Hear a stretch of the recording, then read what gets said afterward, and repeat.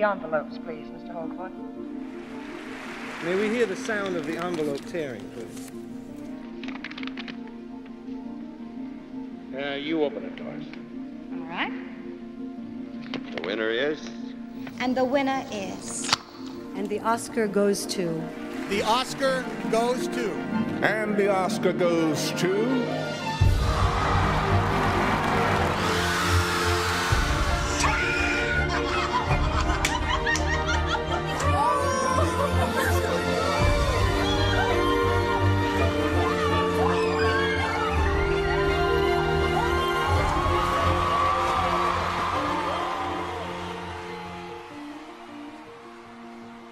Hi, everyone, and welcome to the Awards Watch Oscar podcast. I'm your host, Eric Anderson. This is podcast number 71, and it is the final Oscar prediction podcast for the 91st Academy Awards. And my guest today is Will Mavity. Hello, Will. Hi, everybody. So, this has kind of been a season, hasn't it? Yeah, you could say that. It feels like it's been 5 seasons. It has, and it seems like each year is kind of getting darker and more angry and more aggressive, and you know, I'm certainly no stranger to the depths of that myself. But I think it's good before we get into our predictions, because this is an important conversation to kind of delve into what this season has been. And I think one of the main narratives this year has been a real divergence between critics and their favorites and audiences and their favorites. And we have things like Green Book and Bohemian Rhapsody that are both popular films, especially Bohemian Rhapsody, but each have taken some pretty big critical hits. Between accuracy and representation, and then we have really big critical hits like something like If Beale Street Could Talk, which is kind of just barely chugging along at the box office, but you know, kind of also kept missing out on guilds and other industry nominations, and it was pretty erratic. But then we have these great places in the middle with like Black Panther and Crazy Rich Asians and A Star is Born, where those two meet. And I feel like that has been kind of largely disregarded. And the focus has been on the separation of these two factions of audiences and pundits and critics. What do you think about that? Well, I think part of what is leading to this impression of a separation is the films that a lot of people thought were going to be kind of the bridge between these two very diverging viewpoints have been rejected a little bit more than people expected. You know, I'm certainly not suggesting that Black Panther, for example, is going to miss out on Tuesday, but Black Panther, a lot of people thought, 3 weeks ago, some people were talking about Black Panther could even win Best Picture. Mm-hmm. And then all of a sudden, it misses Tech Guild after Tech Guild. It gets shut out pretty much at the BAFTAs.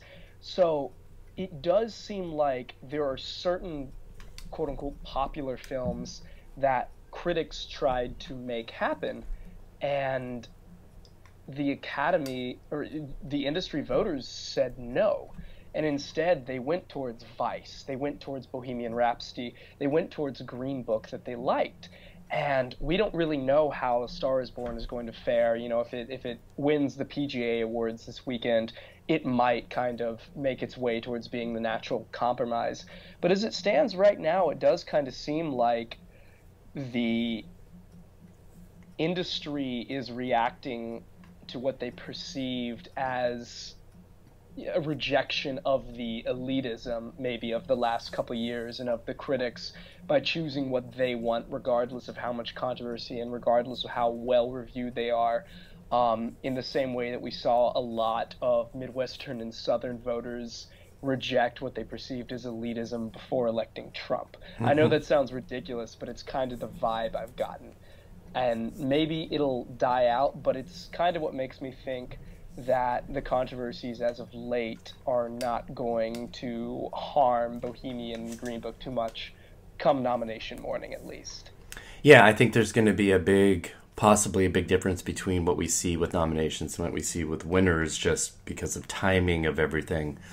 But I mean, it's fascinating looking at the breakdown of box office totals of Best Picture winners for the last, for this decade and the decade before, where it's a lot of extremely popular films have already won. So, I mean, the whole concept of the popular Oscar that they were trying to make happen, I'm glad that it crashed and died, at least in this form, because it was such a weird slap in its own face. It's only the last few years of this decade that we've had, these sub $70 million films, and I think that might have been the response to it. Whereas in the other part of the 2000s, it was sort of like this volleyball match back and forth, where it was like big hit, small hit, big hit, medium hit, and just kind of back and forth, all the way up to last year's winner. But I like the word that you brought up regarding A Star Is Born, and that would be the word compromise, because I think you're right on that. Even though I am not a person that thinks A Star Is Born is the front runner, that makes a lot of sense to me. Obviously, it's a guild monster. It's hit everything except for visual effects, which it almost could have for that alley billboard. If Bohemian Rhapsody didn't come in and swoop in for that CGI crowd. CGI crowds, yeah. Which would have been so funny if it had been able to get in there too. So there's clearly a lot of support for that film, but sometimes that wide support just, results in a lot of nominations. The Golden Globes could have easily gone deep in for A Star Is Born, and they didn't. They went completely in the opposite direction, which was its own choice. So I like the idea of that, and it would be a true compromise, I think, because Star Is Born is such a huge hit, and it's also a critical one as well. Well, let me ask you this. Other than 86 members of the Hollywood Foreign Press rejecting A Star Is Born, what is holding you back from thinking it could take it all the way?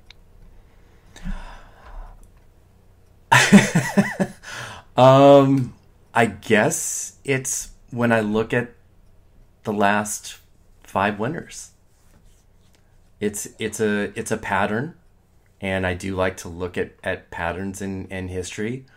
I think, I used to be such a staunch statistics and history predictor to my own detriment many times. And so at this point, I think we need to look at, instead of longer sections of history, is more smaller groups of years, smaller numbers, and certainly really just post-expansion. Because I think anything before that is really just kind of not going to work with the current way that things are done. And I also have to look at how dramatic the membership is now. And I think that's also one thing that I'm looking at as what I feel will be kind of a continued divergence between the Academy and between other guilds, because other guilds are generally much larger than the Academy, but they haven't had the change in lineup as quickly, at least percentage-wise, that the Academy's had in the last 3 years. And I know, saying this, we just saw last year that, the 4 acting winners just repeated and went all the way through to the end. And that has never happened before, ever. So that kind of flies in the face of what I just said a little bit. But, we also saw last year have a real horse race between The Shape of Water and Three Billboards, as they each kind of won the majors back and forth and back and forth. But I feel like I'm going to lean in on the new Academy membership being a bigger voice than the rest of the guilds. So I think that might be why I'm going there.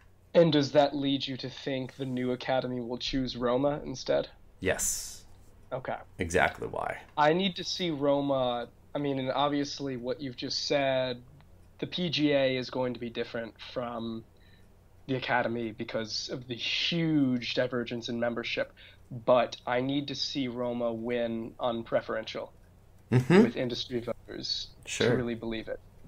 Because it has been a massive critical hit, and I'm sure there's love for it in the industry, but I have spoken to people who say they tried watching it at home, as I suspect many voters do, and that they found it very difficult to get through, or they respected it more than loved it. Now, the preferential ballot is made for I respected it more so than loved it, I think. So that may be all it needs. I'm just going to be intrigued to see if there is enough widespread passion there to pull it off. I'm just not sold yet that the Academy has changed that much. No, I agree, and the PGA is super strong with, the weird exceptions of 2015 and 2016. 2015 especially. That was that win for The Big Short just kind of threw a lot of people off, but it's also plan B. Well, I have a theory that as to why that happened, which is, and we don't really have anyone who can be this season right now, but the frontrunner rejection. We saw it with Boyhood and we saw it with La La Land, and people forget that through December, Spotlight was killing it. Far and away seemed like the only film that could win Best Picture. And then, it just, other than Fury Road, which is never going to win, it basically won all the critics' prizes. So I think the same thing was happening to it that happened to La La Land and Boyhood, and I think losing the PGA saved it. I genuinely believe that. So I think that's the only reason we had that divergence with the PGA. And then, obviously, La La Land was just a clusterfuck of a situation where everyone got tired of the front runner. But, I think that's what the situation was. And so I think what wins the PGA this year, since we don't necessarily have a pure front runner, I mean, like, either Roma or A Star Is Born has kind of felt like the anointed one all season, but no one's ever felt certain to really dig their heels in. So I think because we won't see that rejection here this year, and because the backlash is targeting films that probably never really had a chance to win, namely Bohemian and Green Book, I think there's a decent chance that what wins the PGA, like last year, is going to be a Best Picture winner. I can see that, and it would be really wild for, something like Roma to win after being totally snubbed at SAG. I mean, at least The Shape of Water had, individual nominations. So its cast snub was obviously a humongous hurdle to overcome. But I think almost any film this year is going to have its own challenges and hurdles. Even A Star Is Born. Like I said, it's a guild maniac, but it still has to deal with the fact that it's the fourth version of a movie whose previous films never won. What do you make of Black Klansman in the race right now? I've been really back and forth on it. It was my number one for the majority of last year.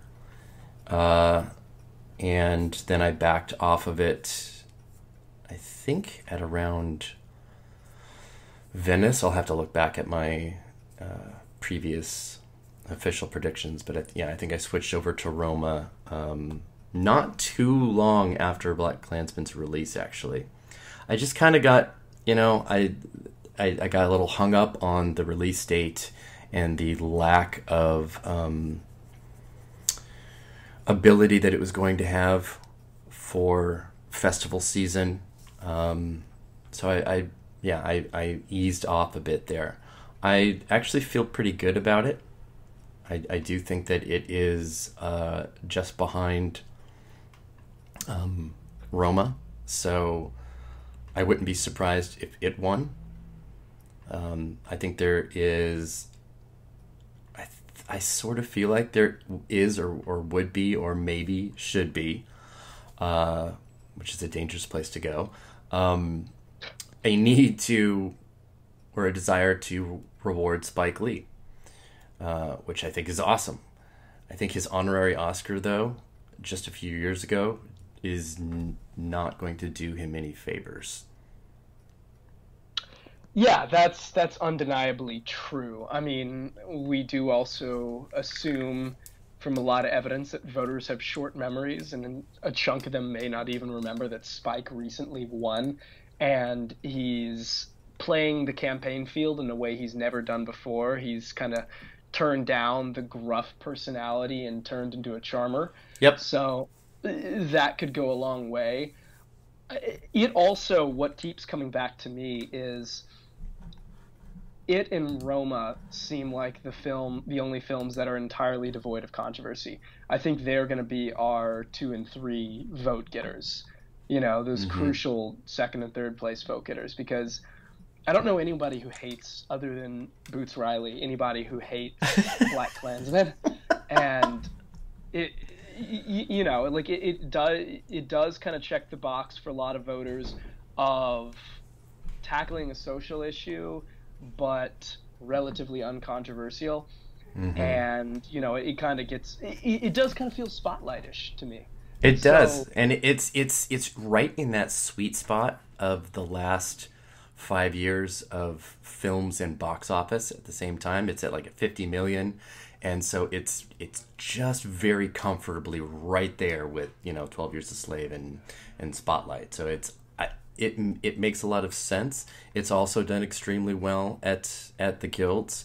I think it's in a fantastic power position, and it is my number 2 right now. But yeah, I agree with you that the PGA will tell us a lot. If it's not Roma, Black Klansman, or Stars Born, and it's something else, that will really throw things into an even crazier place than they are now. One other thing, you mentioned, something you felt like was working against it was that it skipped the festival season. One thing I think we haven't really talked about a lot is, whether on purpose or not, this season feels like not only a rejection of maybe as what the industry perceives as elitism or quote-unquote non-popular films, but just of, this tendency to cram all your awards eggs into a single basket, and that is basically the festivals that happen in September. Chances are, 4 of our Best Picture nominees are going to end up having played the Fall Fests, which is pretty wild when you think about it. Yeah, and then we have a whole bunch that didn't. We'll have Bohemian Rhapsody, which played none. We'll have Vice, which played none. Black Klansman, Black Panther. That's what I'm saying. Yeah, but I mean, just like festivals in general, Black Klansman premiering at Cannes puts it in the artist territory. Yes, I mean that's true, but just in general, I think it's interesting to see that there was something of a rejection of a lot of the films that we try to cram into the festivals. Yes. And yeah, like First Man, Widows, Can You Ever Forgive Me, all shitting the bed, basically. Yes. But yeah, so long story short, I think we're kind of sleeping on Black Klansman, but I'll wait to really say that till Saturday. Yeah, I'm with you there. I think I will. I mean, I'm going to publish my official predictions on Friday. This is Thursday that we're recording the podcast now, and then the nominations come out on Tuesday. But I feel like on Sunday or Monday, while I won't change them, I might say I might make some, extra commentary if something really wild happens. Like if Black Panther wins, and then we're like, oh shit. Oh my god, that would be a really weird win.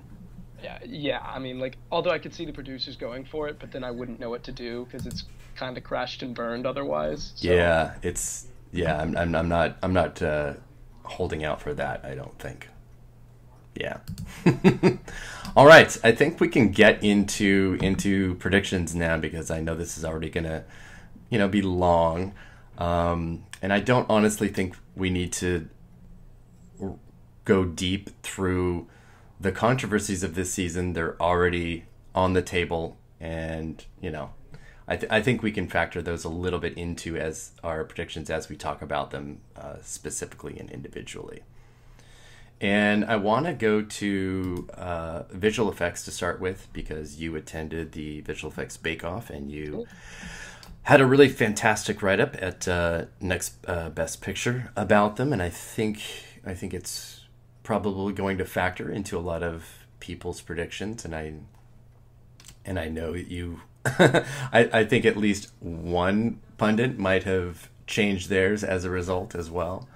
So, what's your top 5 right now as your predictions? Okay, well, I think the givens are Avengers Infinity War just because of the sheer quantity of effects. It had a expansive reel and impressed a lot of people, and then it has continued to perform well, snagging the most nominations at the Visual Effects Society. So that's a given. After that, it starts getting a little weirder. Mm-hmm. I can tell you the films that probably had the 2 most buzzy reels at the Bake Off were Solo and Welcome to Marwen. Yeah. And Solo doesn't quite have the hurdle of really, really bad reviews that Marwen does. So I think Solo's in. They had behind-the-scenes reels this year that showed just how much of the film was practical.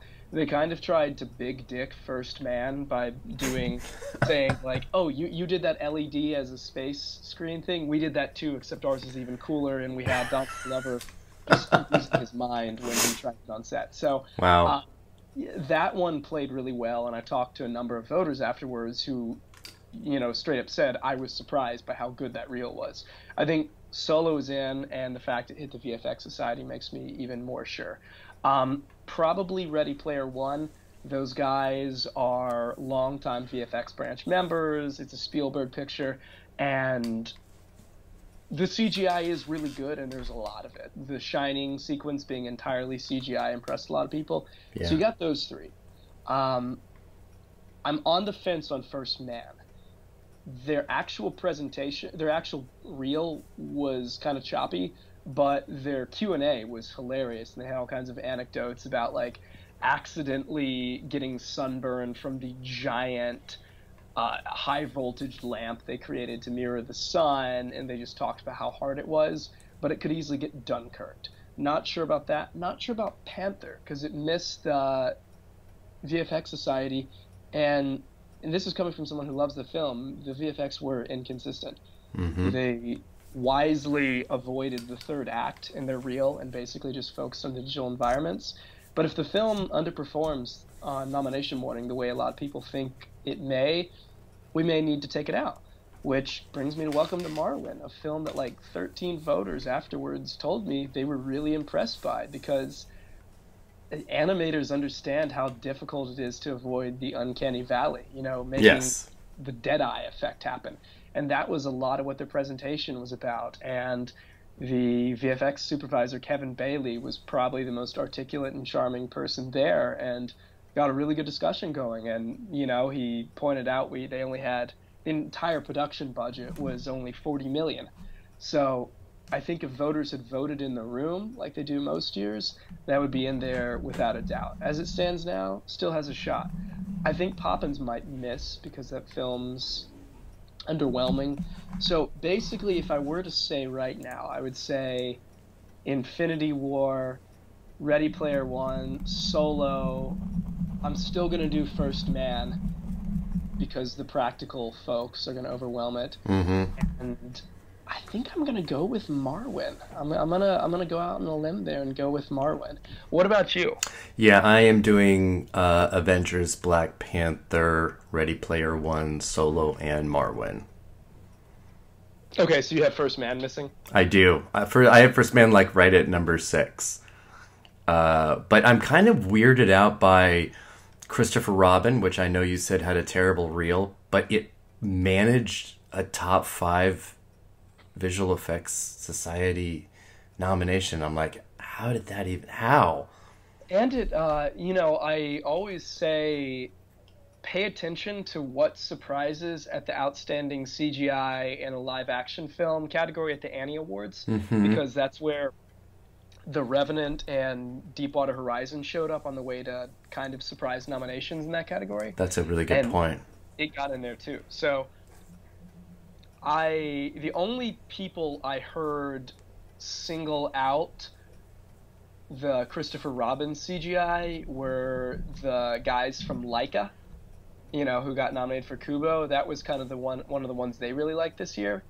But it could happen. Stranger things could happen. I feel more confident in it than I do in, say, Ant-Man and the Wasp. So yeah, okay. I'd probably put it at 7 right now. That sounds about good. That sounds about right. All right, cool. Let's move over to sound. I know we only have one sound guild that has spoken up yet, because the motion picture sound editors are always the last to announce, and this year they're announcing the day before nominations, so fuck them.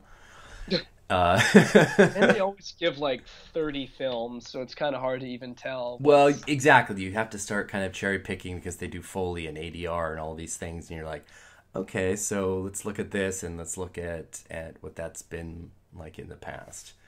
But anyway, we'll cover sound as it is. Now we have got 3 musicals in this competition, and generally musicals do well for sound mixing, but I don't think all 3 are getting in. I think there will be 2 that get in and 1 that will be on the outside. And I guess my biggest question here is that Roma, I think, will be in, did not get in at the Cinema Audio Society. Whereas, Black Panther did, and Quiet Place, and Bohemian Rhapsody, First Man, Star is Born. So, first tell me what your predictions are, and then let's break them down. All right, I have the Cinema Audio Society 5 minus Black Panther. So that would be A Star is Born, Bohemian, First Man, Roma, and A Quiet Place. A Quiet Place, yeah.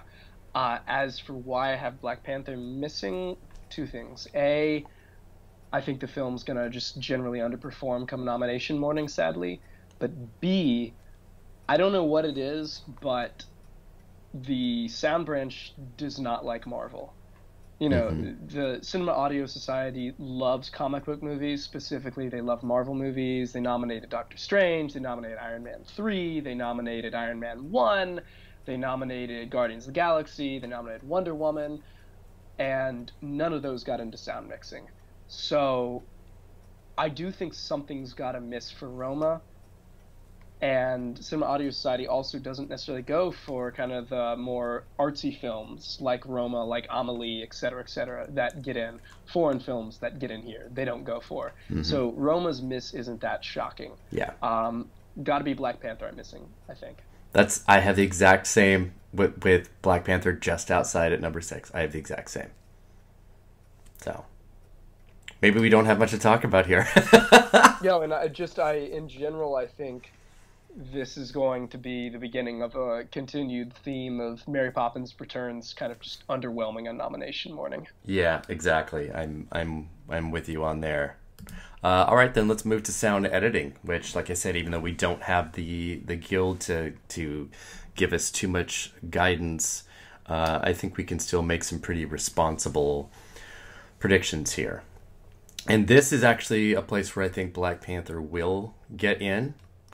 And it's where, you know, despite that weird La La Land nomination here, it's where I think, you know, Bohemian and Star is Born have a much lesser chance of showing up.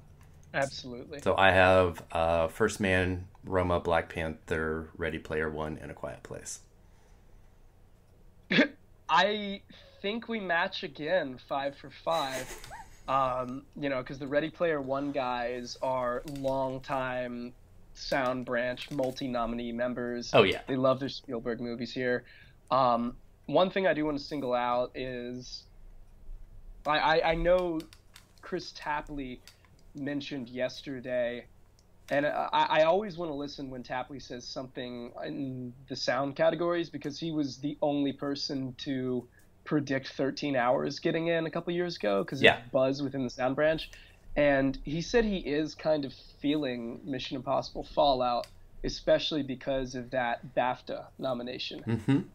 Now, Paramount apparently just did not care about Mission Impossible Fallout. I don't think they sent screeners to any branch. Nope. And they haven't really campaigned it for FYCs. I don't think it even has a campaign site. So that's a long shot to me, especially because they've never liked that franchise. But that was a very popular film this year. I have no doubt that people in the tech branches do have a good amount of respect for it. And so either it or Widows feel like they could potentially pull off that kind of Drive, Wanted, All Is Lost sound editing nomination that everyone's like, huh? So I wouldn't count either of those out. I think you're right about that, and I think this is one of those categories that does have here's your single nomination place, and something like Mission Impossible Fallout would make perfect sense here. I'm still toying with the idea of Spider-Man Into the Spider-Verse somewhere. So awesome. In the sound categories. I imagine it would be here over sound mixing. Although mixing would be a great place because it has every component possible. Oh, yeah. And I would love for it to happen. Right now I've got it at 6 in editing and 7 in mixing. And I still kind of keep going back and forth. It's amazing that you and I have the same top 5 in each of these, because almost every day I make a different configuration. These are really tough categories. As popular as Into the Spider-Verse is, I don't think any non-Pixar film has ever gotten into sound editing. I know. It's the thing that's like kept me from going all in. But that would be an absolutely inspired nomination. Yes, it would. One thing that could also happen that could spell, great prospects for some of the other Best Picture contenders, in the unlikely event, because of its explosions and gunshots toward the end, Black Klansman shows up here, a la Argo in 2012, out of nowhere. Mm-hmm. That could be or Birdman getting a sound editing nomination too. That could spell really good things for chances. And I can't fathom A Star Is Born getting in here, despite La La Land doing it. But if that did happen, I would have to say that is a really, really good sign for its Best Picture chances. Well, except we saw what happened when that happened. So. Yeah, with La La Land, yeah. Yeah, and I think the thing that they did kind of dig about it was the live vocals versus pre-recorded lip sync stuff. I think that kind of boosted it, but yeah, then once we finally saw what happened at the Oscars, and it wasn't just Best Picture that La La Land underperformed at. It's, I don't know. I feel like they're pushing away from that. It also, yeah, well, just nominating something everywhere, yes, but also La La Land did have the tap number. There was a sequence that was actually pretty Foley heavy, and I think that might have impressed voters. I can't think of anything comparable in A Star Is Born. Yeah, very much so. Let's move to the song and score categories. This is original song is a category I'm struggling with a little bit because my 5 and 6 I don't know what I'm gonna do with until I hit publish. I have Shallow. I have All the Stars, The Place Where Lost Things Go, I'll Fight, and Revelation. Yeah, I totally keep going back and forth on that. I do think right now, God damn, you and I just keep matching on stuff. Oh no, it's going to be the Mutual Admiration Society. Uh-oh. I've got Shallow, I'll Fight, because it's Diane Warren and she always gets in. Revelation is the one I'm shakiest on. Me too, it's my number 5. Okay, so I do have that for the time being. All the Stars and The Place Where Lost Things Go. So let me guess, is your number 6 Girl in the Movies from Dumplin'? Yes. And, Dolly's been campaigning hard. Yeah. If Choice Upon misses, she's going to get that. The thing that holds me back on that is that I assume voters actually watch the movies and do kind of factor in to how it's used in the film. And I cannot figure out why they didn't think, if this was going to be the song they were going to campaign, why they didn't just stick it in the credits. Because as it stands now, the film uses, I think, 18 seconds of the song. Yeah. And as charming as Dolly is and as hard as she's working the campaign trail, you compare how it factors in the film with the admittedly heavy-handed use in Boy Erased, but at least it stands out, versus talking to people saying, like, I can't figure out where Girl in the Movies was in Dumplin'. Mm-hmm. Yeah, I feel like if it gets in solely on the strength of Dolly Parton. 100%. So it's, yeah. And I agree with you. I think how and where Revelation is used, not to mention that Troye Sivan is in the movie, and they use another one of his songs as the opening. I don't know. I feel like it tips the balance a little bit. Well, and also I do think there's some of the meat and potato voters, honestly the kind of people who like Green Book, who probably also really liked Boy Erased, and there's not enough of them for it to factor otherwise. Mm-hmm. But I do think there'll be a contingent of voters who's like, oh, this is my kind of movie, and this is, I'm sure some of those people are in the music branch, and this is the place to acknowledge it. So yeah, that's a good point. Yeah, I don't know. I feel pretty good, but again, not until I hit publish, I don't know. Now, how do we both choose Place Where the Lost Things Go versus Triple Little Light Fantastic? I have seen people predicting Triple Little Light Fantastic over The Place Where Lost Things Go. It would be weird for both of them to get in, yeah, because of how this season has gone for Mary Poppins Returns, and yes, neither of them getting into the Globes. If Triple Little Light Fantastic gets in, it's entirely because people want to see Lin-Manuel Miranda sing or something, because it's a terrible song. Yeah, I mean, I think some people will like the actual number itself, and that might, because it is kind of like the standout number of the film, regardless as to whether or not it's good. Okay, one other I am curious about. Do you see any world where Keep Reaching, because of the Quincy Jones factor, surprises? I don't think it would be a humongous surprise, and I have to say how much I love that we have these short lists this year, because, I mean, in a way it makes predicting a little bit easier, but it also makes it a little bit more difficult. But what it does to me is show where the music branch is already leaning, and how far they're willing to go outside of things that are probably not going to get other nominations or are on the cusp in some way. And there's a handful of things that are like that.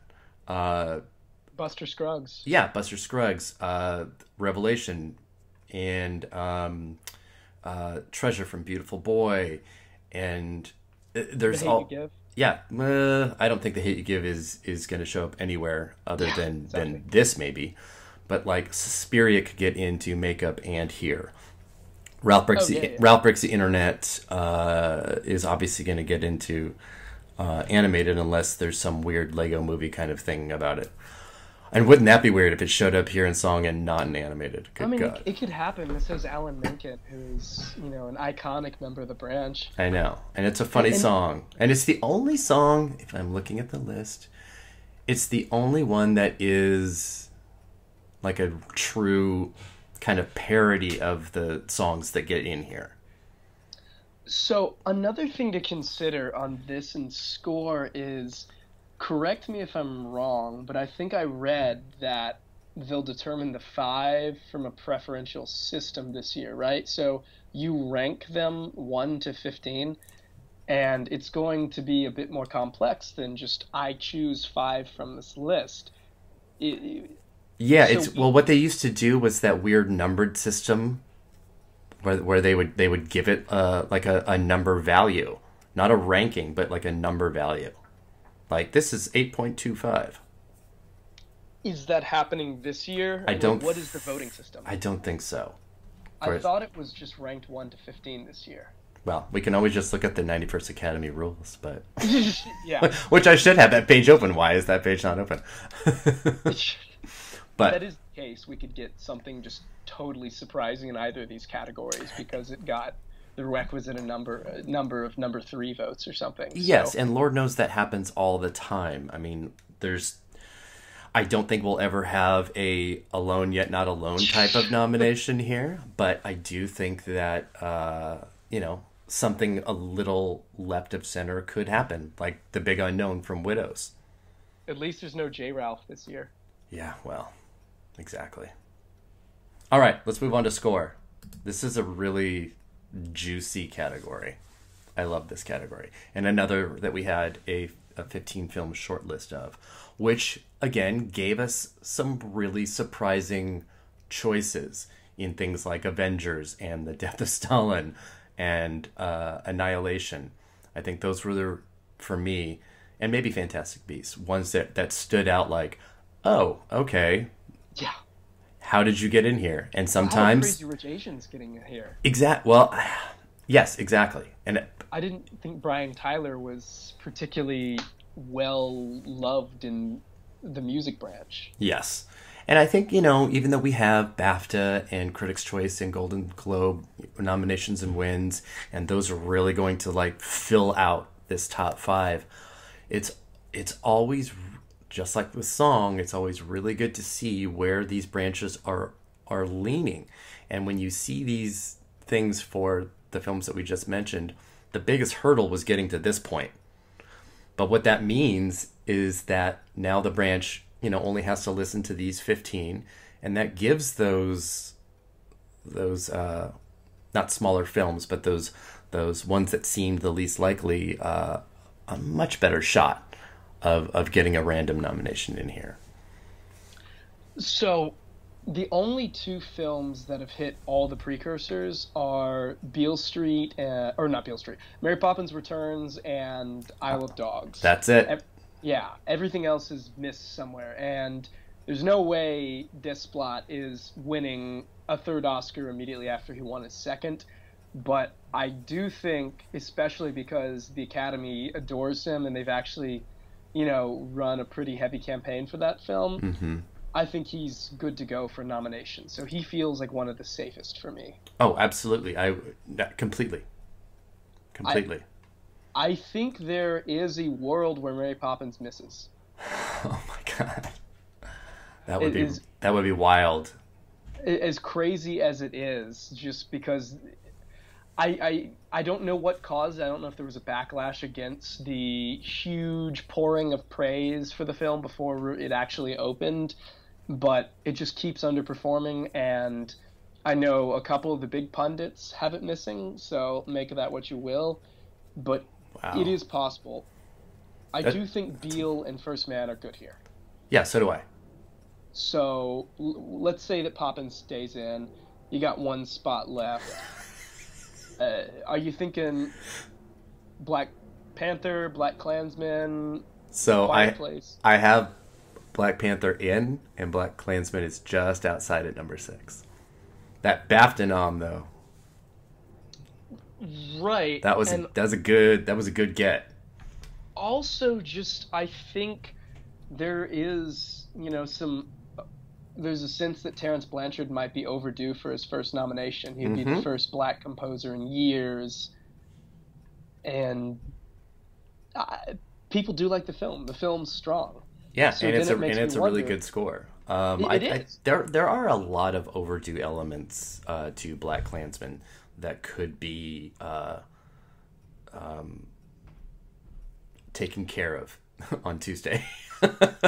So then the other the other film I start wondering about, though, it does seem like Panther and Klansman are battling it out, but then you have Ballad of Buster Scruggs, which Netflix has campaigned the crap out of.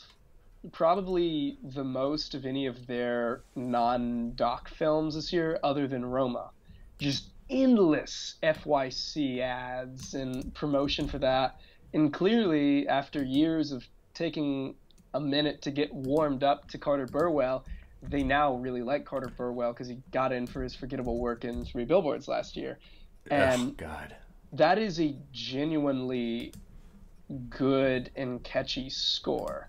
Like, if you listen to it, there's like 5 different melodies that you can't get out of your head. And there's part of me that wonders, it may not even be a conscious attempt to get it in, but I do think it's going to place pretty high in a lot of people's ballots, maybe not 1, but somewhere near the top. And I feel like that's a prime place to have a what? Nomination. Yeah, I think you're definitely right about how Netflix has treated Buster Scruggs. They've done pretty well with it, and it is hitting a couple of places that you're like, oh, okay, maybe I should pay attention. It's got Art Directors Guild and Costume Designers Guild, so I think you can't overlook that movie. When something like Hail Caesar was still able to get in. I'm not sure if it's here because, Burwell getting in for 3 Billboards was very much also on the strength of that film in general. Sure. It would be odd, but not impossible by any means. The only reason I would predict it is I'm just curious to see how everything plays with the new voting system. Yeah. And then there's also the question of, do we get just one of those random ones that we can't figure out why they even got in here somehow? Yeah, because we've got, BAFTA, BFCA, and Golden Globes. I guess you can look at the... is it the Hollywood Media and Music Guild? But we went for the shortlist included Mary Queen of Scots, Yeah, exactly. So that tells you next to nothing. Which should have been here, but yeah. What about A Quiet Place? It got the... I have it at number 7. It has the Globe nomination out of nowhere over Beale Street. Yeah. And also, we can't ever count out Marco Beltrami. He's pulled off 2... What? Mm-hmm. Original score nominations. I don't think anyone was predicting the Hurt Locker score nomination in 2009. That was also just because they loved the film. But then 3:10 to Yuma was something of a surprise too, when that got in. So yes, that's true. They do like him. Yeah, and but then we're making the justifications for something being a left field nomination. So it's not really a left field nomination if it gets in, right? A true left field from this group would be like rotation. Well, I'm thinking Nicholas Britell getting both Beale Street and Vice, because if Vice overperforms, it's entirely possible. It's not like this category has not seen double nominations here before. And also, the Vice score, once I listen to it on its own, is pretty good. It is good. It's the best part of the movie. Yeah, the Chaney theme really does stand out, so I could absolutely see that happening. Yeah, it wouldn't be super shocking, but it would be like, oh, wow, okay. And if that does happen, then I think Britell's winning this year. Oh my God, that would make me so happy. I mean, it's despite Beale Street's general underperformance at Guilds and even BAFTA, that Britell got in there as one of the film's only 2 nominations after he was overlooked for Moonlight gives me a lot of hope. Well, and this category is going to be fun this year because, with the exception of 2015, it's rare that we don't have a Best Picture frontrunner in here. Yeah. And we're not going to this year. No, because Roma has no score, and A Star Is Born has no score. So unless we're talking about Black Klansman... But then I don't think that score is going to be in it to win it.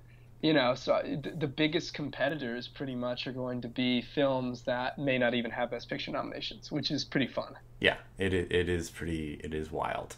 But yeah. Okay, let's get to costume design, production design. And we have BAFTA, BFCA, and the Costume Designers Guild to help inform our predictions here, even though the Costume Designers Guild does have multiple categories. We've got a lot of royalty. We have superheroes. We have Sandy Powell, which is, there you go. Oh, yeah. So I am looking at The Favorite, Mary Poppins, Black Panther, Bohemian Rhapsody, and Mary Queen of Scots. God damn it, Eric, you have my 5 again. So here, let me ask this, because it's not like we're agreeing on this because, we like each other. Is this that easy?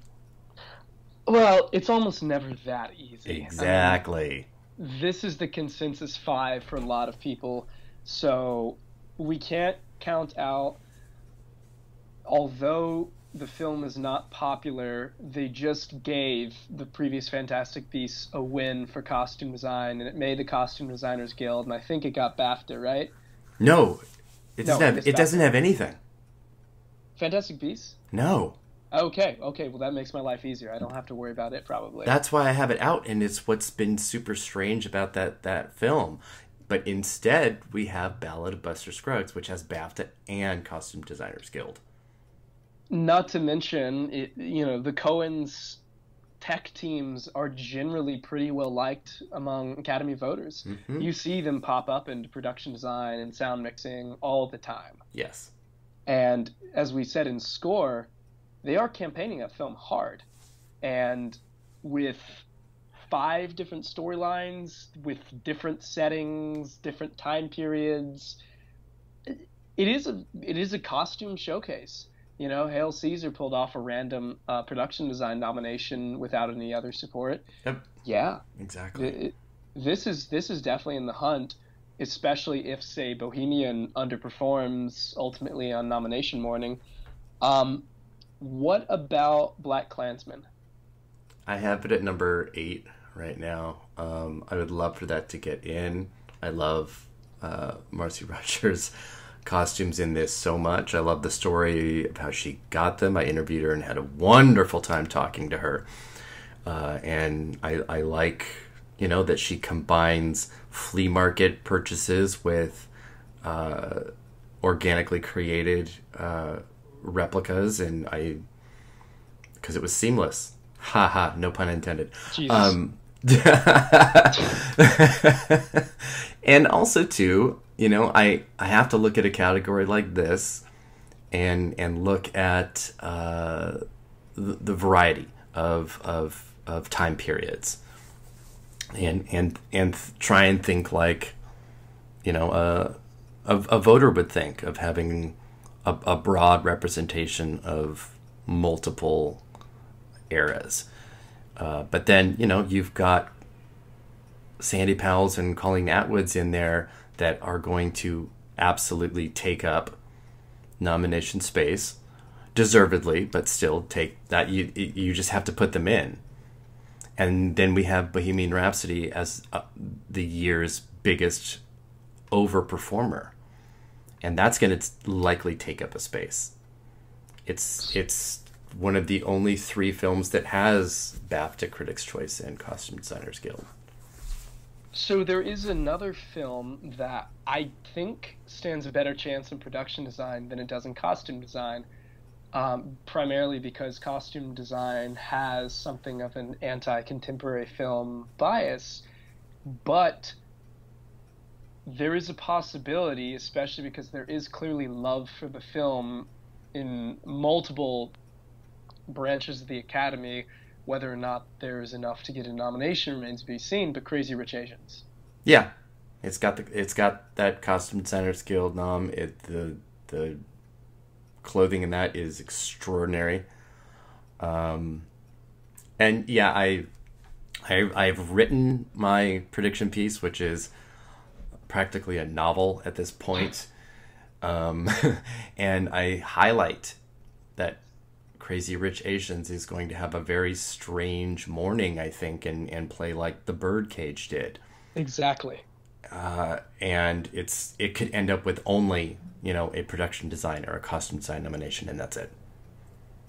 Which is what I'm predicting, because this has happened before, albeit infrequently, so I just can't imagine a film with SAG, Ensemble, PGA, Golden Globe, etc., completely getting shut out. It seems like it needs a token nomination somewhere. Yeah. It's driving me crazy because I'm trying to play it safe with most of my predictions, and then also looking for the things where I can be a little more risky. It's not, brain surgery, it's just Oscar predictions. Nobody's going to be hurt. if I get something wrong. Oh yeah. Well, okay, so here's one more thing to make your life even more complicated, is that with some regularity there is a random film that misses the Costume Designers Guild and ultimately still gets a nomination. I'm talking The Imaginarium of Dr. Parnassus or Mr. Turner.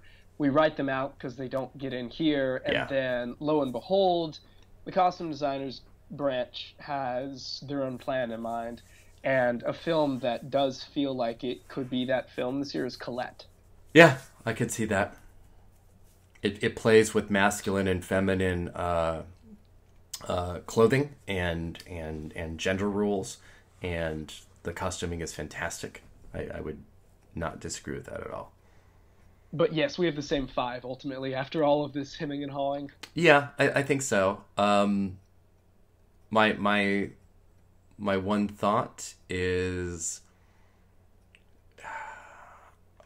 I think something that we could see in here that hasn't hit other things, only if it ends up being a part of an overperformance on Tuesday, would be Beale Street. Yeah, absolutely. The costumes there are very colorful. They're firmly in the period that the Academy likes to reward. Absolutely agree, and that could be the same thing that I was just talking about with Colette. It's often that film. And yeah, something like Colette and Beale Street, the costumes are a huge part of the film's narrative. They aren't just clothes, and it's not just period. They are a part of telling the story, and that doesn't always happen. So it's possible. I think Roma could even get in here too. There are some fascinating stories of the colors that have to be chosen for clothing when you're shooting a black and white film. It's not just like, you turn the color down on a camera and it's black and white. You have to choose colors that are going to show up in the proper white and gray scale and black to get to where they want to be. So I could see that going in as a part of Roma's domination. I completely agree on that. Any of those three could get in here despite the Costume Designers Guild miss, because you're right, I don't think it'll be that easy. Yeah, I hope it's not, honestly, because right now I have the BFCA 5, or have 5 of the BFCA right now. Yeah, So- no. So we'll see. What about production design? Do you have that pretty much overlapping, or? There is a good deal of overlap. I have, well, no, actually just 3 of 5.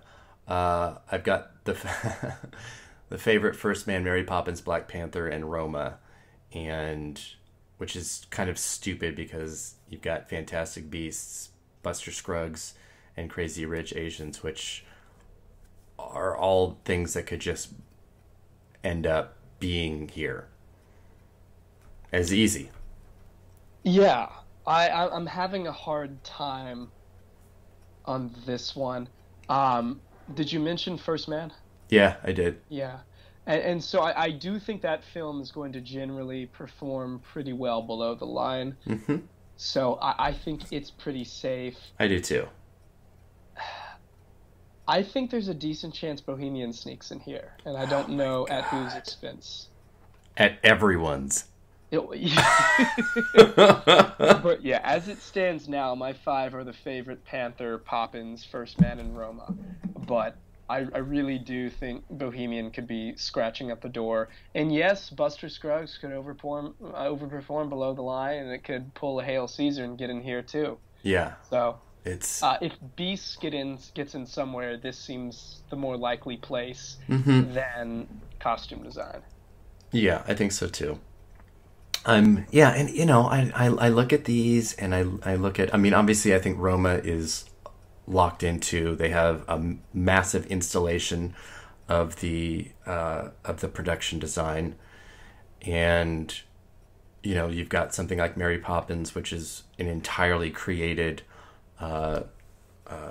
studio set with very few location shots.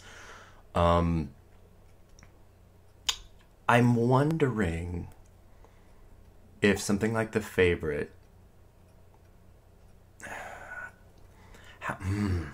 I know it has everything. It has everything, and it might even be like the nomination leader on Tuesday. But I know that even the strongest films are going to generally miss 1 or 2 things. Unless you are, you know, like a Moonlight and you max out at everything that you can possibly get, really. But I wonder if this would be a place The Favorite could miss. In looking at it like, okay, here's a bunch of like existing locations, and you just put a bed in here. Right. I mean, the film's production designer and set decorators tend to counter that, because there was that narrative going around a couple months back saying, hey, the entire manor that you located the film in already looks, you know, downright 18th century lived in.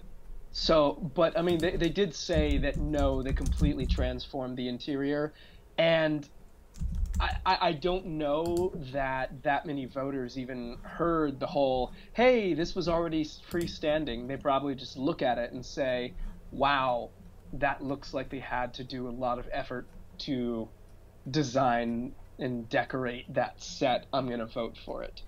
I think it and Black Panther are definitely the 2 safest here. You know, like, there's a world where Poppins just really, really shits the bed, though. Oh my god! And It's I can see that, and I mean, like, what if it happened in song and neither song got in? You know, it's that movie's gonna have a really mixed morning.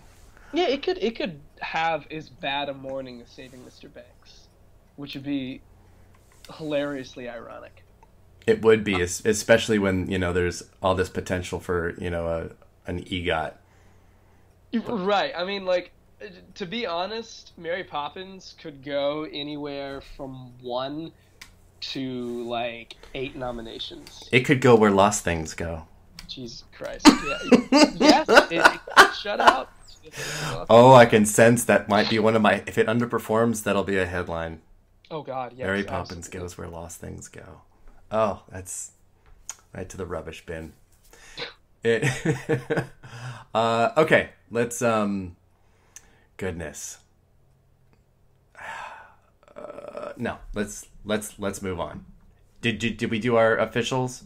We have the same, right? Yeah, we agreed. Yeah. Oh my On our God. 5. That's bananas. Bananas. All right. Cinematography. I think we're gonna agree again. I think we will too. Which, we can just kind of speed along and like, oh no, I don't think so because I know we're not going to agree. Ooh, I'm excited. Okay. I think we'll have 4 of 5 because I have a big snub here. Okay, so I'll tell you that I have Roma, Cold War, The Favorite, A Star is Born, and First Man. What's the big snub you have? The snub I have is The Favorite. I could definitely see that. I have heard among a few camera folk that they were turned off by the use of fisheye lenses. Plus, Robbie Ryan isn't really a tested branch name. Yeah. I kind of went to Les Mis for this. Yeah. Where, it has the equally kind of distracting cinematography, and it got in a lot of other places and then snubbed at the Oscars. Despite being a film that won 3. I do think the cinematography in Les Mis is hideous. Yes. The lighting is murky. He goes handheld and gets far too close to the actors, and Dutch tilts and stuff. I mean, like, that's one of my least favorite looking Best Picture nominees this century. Mm-hmm. Other than The Fisheye, I thought that The Favorite was a pretty handsomely mounted film. I agree. It's not like it's the home movie. No.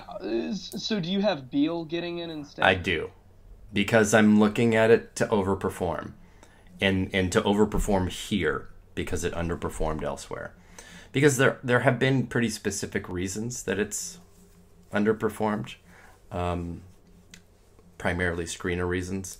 And that is not only talking to voters, but that is talking to the crew itself. Within their own guilds.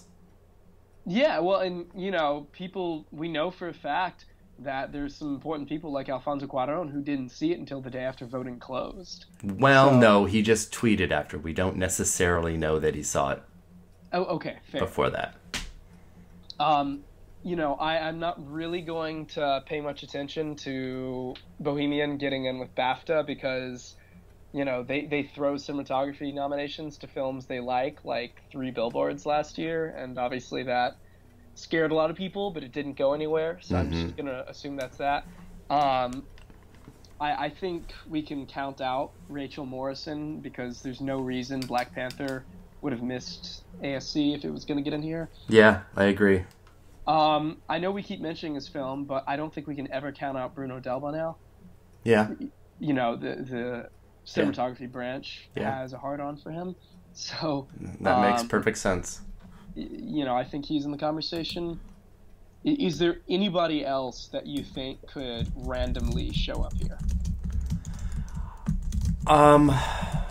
Again, only things that would be overperforming at Oscars where they have underperformed elsewhere, so like Black Klansman. Oh, wow. That would be crazy if that got on here. Yeah, but again, I look to, other films that, once it came to the Oscars, they just hit their peak, and they hit their peak there, which was the right place to do it. Oh, yeah. So, I mean, that's something I would be like an outlier that would be not terribly surprising. It's not like the cinematography in it is especially above average. It's fine, but it would speak to the strength of the film So Could you see First Man missing out here because of its extensive use of handheld and the fact that the film just hasn't necessarily been passionately received? it's got everything that it needs to. If you can get past that opening scene, I think you're fine. Yeah. Because that's a lot. But then at the same time, I think, how can you get past the opening scene of Beale Street and not be like, oh, okay, here's my score and cinematography and costumes, and here's everything that I need in this first 20 seconds of this movie. So it's entirely dependent on the branch. All of these are branch dependent. But at the same time, Beale Street and Cold War and First Man all they're already in the club. So it's an advantage for all of them to be in that club. You are getting my hope up about Beale Street, but I am reminded of another film that got screeners out late, and everyone said, oh no, it missed all these places up front. It's going to be fine, which was Selma. And Yeah. Mm-hmm. I foolishly predicted it to overperform on nomination morning because I was like, oh, well, it's a great film, screeners are out, and then lo and behold, 2 nominations. Yeah. So I've been burned before, and I'm scared to do it again. Absolutely. No, I am too. I'm just, like I said, I'm sort of picking my battles of where I'm going to make a riskier prediction, and it's not in a lot of places. So, and I don't want to just immediately go, which some people have, and say, well, this could be like Phantom Thread last year, and it's not really the same. I mean, Beale Street has had the opportunity by showing at tons of festivals, and Phantom Thread did not have that. And also Phantom Thread scares me because I do keep hearing the same things that surrounded Carol with the phrase cold. Yeah.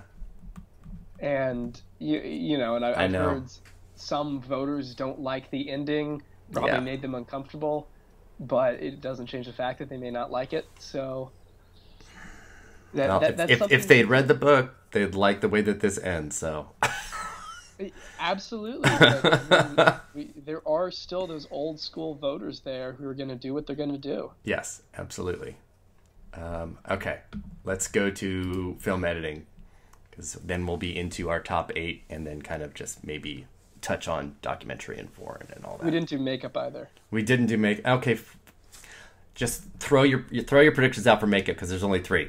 Okay. And make a quick argument for something. So go. Black Panther, Border, and Stan and Ollie. I have Vice missing because this category is weird. Wow. Okay, I have Black Panther, Vice, and Mary Queen of Scots. Okay. We'll see how much the bake-off impacts things, but I mentioned before that the Mary Queen of Scots makeup team didn't even show up at the bake-off, which can't have helped. And apparently the Vice team, instead of answering any questions, did this weird pre-written speech where they just kind of talked at the audience. Yeah, I read that as well. I'm just looking at this as, because there's only 3 nominations, which, my God, why have they not stretched this to 5? Oh, I've complained about this. I don't understand how this hasn't come up every single year for the Board of Governors. But I'm looking at Mary Queen of Scots to be like the Victoria and Abdul. Since the favorite is not in this final 7, it's the only thing that represents this era and period and type of makeup. So I'm just looking at the variety of it. If Bohemian Rhapsody gets in here, I'll shoot myself in the face. It could happen. It really could. I'm intrigued by the predictions of Suspiria, especially from Chris Tapley. He's been extremely high on it. But he's been standing that all season. Yeah, I know. But it also represents a completely off-the-wall different type of makeup. I mean, it's practically like a Norbit. Yeah. In that sense. And speaking of Norbit, this branch really, really likes fat suits. Yes. And we can't count out Stan and Ollie. especially when you consider, as weird as this is, they've campaigned Stan and Ollie almost as much as they campaigned the wife. Yeah. The advertising, especially. I know. That film, singling out the makeup, has been just all over the place. I know. And it's, maybe the fact that Christian Bale didn't do a fat suit and just did, weight gain Just instead got fat. is enough and to do. That totally would not surprise me, like one bit. But anyway. Okay, so we've done makeup now. Yes, done. And we are now on to film editing, which I think is ripe for a lot of weirdness. I can't even begin to say with any assurance what I think's happening here. No, me neither. And I also have another, what I feel like is a big snub. So, do you want me to go first then? Go ahead. Suspense? Okay, so I have for editing. Let me actually pull up my predictions really quick. I have for editing Bohemian Rhapsody, First Man, A Star Is Born, Vice, and Black Klansman.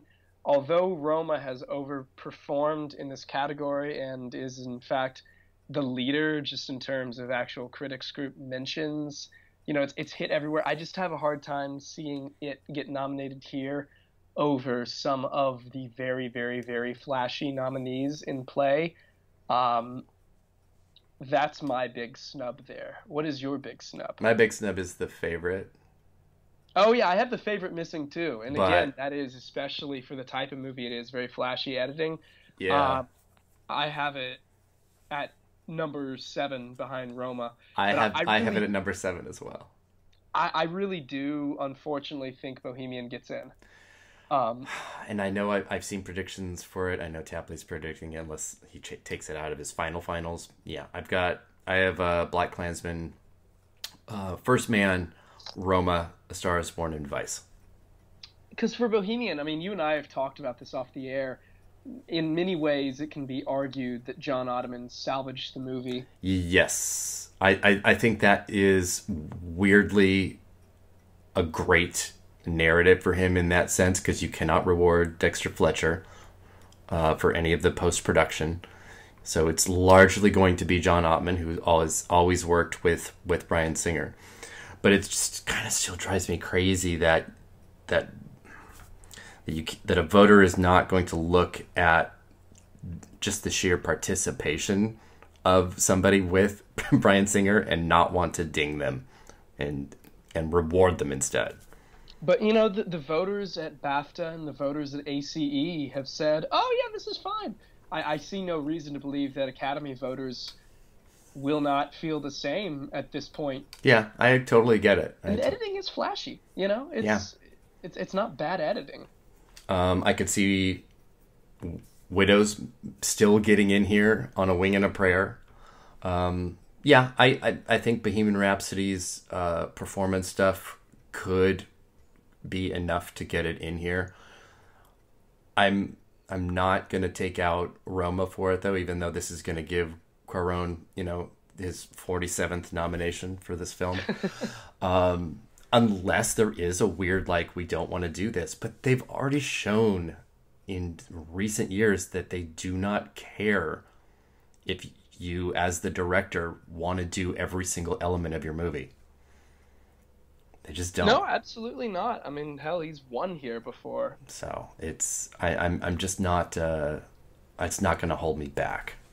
It's just with the exception of occasionally a nomination like The Descendants, this is almost always a category that rewards flash. Yeah. And that's just. Roma is so deliberately paced. That's the only thing holding me back. And I've seen a couple of the pundits, I know we keep mentioning Tapley. I know. But I know he has it out. Yeah. Here's my thing on that, and it's unless it suffers from the Birdman thing, which is these long takes and all of that. And there are a lot of long takes in Roma. I don't know how many people within the industry know that the big climactic scene in the beach is not a single shot. But I think they think that it is, but it's not. And I know I've seen pieces that bring it up, and he's talked about it as well. It's not like he has tried to disguise it. In fact, he shouldn't. Cuarón shouldn't disguise it at all. He should be explaining exactly how it happened so that the complexity of it is understood on a technical level. So I feel like if the branch knows, and Ace was behind him on it, that he should be able to get in, even for that scene alone. So yeah, that hasn't necessarily been talked up though as much as it should have been. Mm-hmm. Not as much at all, which is why I think other things seem almost like second nature to get in, like something like Vice. And to be clear, I think I don't personally like Vice's editing. I wish it wouldn't get in, and I'm sure there are voters within the editing branch that don't like it either, but I can't see something like that missing. No, me neither. Yeah. Again, it would have to be... What about A Star Is Born here? A Star Is Born is something... It's in my 5th spot because it's absolutely a place where I could see it missing. Like I said earlier, I think almost every major contender is going to have a place where they're missing something. It just almost always happens. So I almost would say this is the most likely that would happen, and if it does, it would be for Bohemian Rhapsody. Oh yeah. So I mean, I have them both getting in, but I absolutely feel like A Star Is Born is vulnerable here. Yeah. And so that's what I could have missing for Roma, I guess. So yeah, we'll see on that. And then finally, I do think this is very unlikely because I think the film is just going to underperform. But Black Panther could always pull a spotlight and miss the ACE and still get in on nomination morning because it turns out that Academy below the line voters liked it more than we thought, and because Best Picture nominated action films almost always get in here. Yes, exactly, and as we talked about earlier too, the new members of the Academy are not going to be representative of the slower build of new members for all of these guilds. So I think if we do see some things, more than a couple of things get in here, not this category specifically, but just in general, that did not show up at the guilds, that is going to speak absolutely directly to the new membership. So that will be for me the narrative of the last half of the season is that the Academy can kind of start breaking off of the guilds, basically telling them what to do. Yeah. No, I'll be fascinated to see how that pans out. Yeah, so that's me all too. the tech categories, right? That is. Now we're going to get into the top 8, which is, I'm sure, where everybody wants to really listen to since we've been doing the text for the last hour. But thanks for listening, everybody, still. But, all right, here we go. Let's get into screenplay, and let's start with original screenplay because, woo, I think there is some things that can happen here and will happen here. And I think now, obviously, is a good point, that we can delve a little bit into what's happened in the last couple of weeks. But let's just start right off with what we're going to have predicted so that we can justify and validate them. And I'll go first. I have 8th Grade, The Favorite, First Reformed, Roma, and Vice. So you think that the recent Nick Vallelonga controversies are enough to knock the film out of a screenplay nomination entirely? I just changed it this morning for First Reformed, so I do think it is possible. I don't think it's likely, but I do think it's possible. I would like to predict that, but I think that scandal broke midway through voting when I'm sure a number of voters had already voted. It was only on the third day. Voting started on Monday. It broke on Wednesday. Okay. But I also do think, and we will see if going all online voting, like you and I have talked about before, impacts how many older voters vote this year. But I think the voters who like Green Book are going to like Green Book no matter what, and they're going to rally around it. Absolutely. And what I heard this weekend is that for some of these voters, the controversy didn't keep them away. It made them want to vote for it more. And that's just that's digging your heels in. And that, you can make direct correlations to the 2016 election too, like you did earlier. And I don't think it is unrealistic or strange to do so, because we're seeing the same kind of behavior. So you have that, and then also I just don't think First Reformed is an Academy movie. I don't either. I know that it's not, and again, from talking to people, it's a risk. This is a big risk, because I know Green Book is more likely. Okay, so I would almost say let's say the controversy is enough to eliminate Green Book. I actually think at this point A Quiet Place is more likely than First Reformed. Because I don't particularly like that screenplay, but there is love for it in the industry, and Krasinski is a generally likable person. I have come to believe that First Reformed, that Paul Schrader's long absence, even when his films are Best Picture nominees, is largely to do with the fact that he's just reportedly got an unpleasant personality. Yeah, he's just he not does. well liked. And, he had his own controversial statements that Kevin Spacey, yeah. Which were ridiculous and crazy. And, like I said, I'm posting my official predictions Friday, and they could be different than what I'm saying right now, because I almost always change a prediction in the middle of a podcast just through conversation. So, yeah, I have a hard time seeing Green Book miss. It is interesting, though, in terms of just critics group mentions, and I know critics don't vote for the Oscars, but it's in like 8th or 9th among just groups who even gave it nominations, which is pretty interesting because they actually went to bat for the film pretty hard for picture. So, I mean, I think even its fans would probably argue that its screenplay is not its strongest aspect, but yeah, I do think it's in. I think the only thing that Nick Vallelonga's unearthed tweet did is probably guarantee the favorite or Roma wins original screenplay.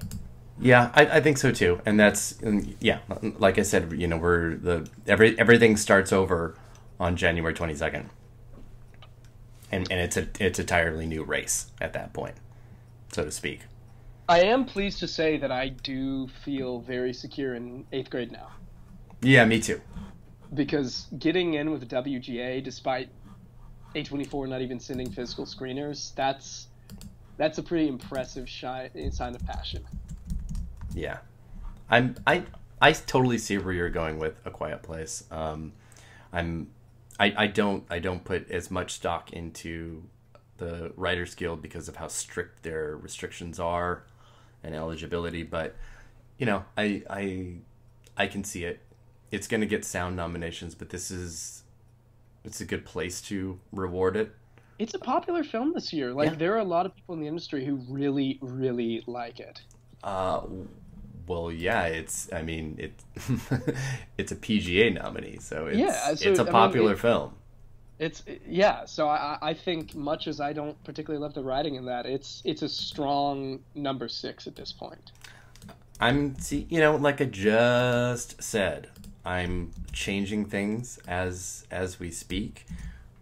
In my updated live predictions, which is my favorite thing that I have. I love that I can make a change on my spreadsheet, and then in 15 minutes it shows up on the main page for people to see.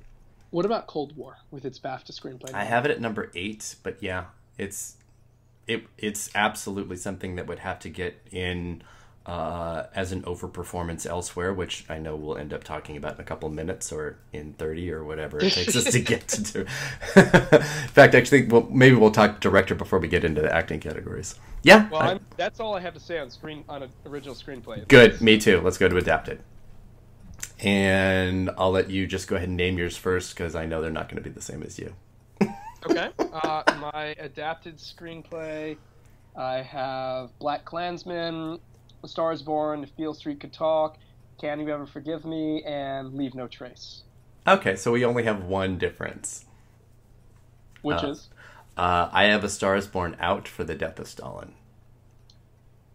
Yeah, I think that USC Scripter nomination and BAFTA nomination last year, plus the In the Loop nomination, shows there's some real love for Death of Stalin.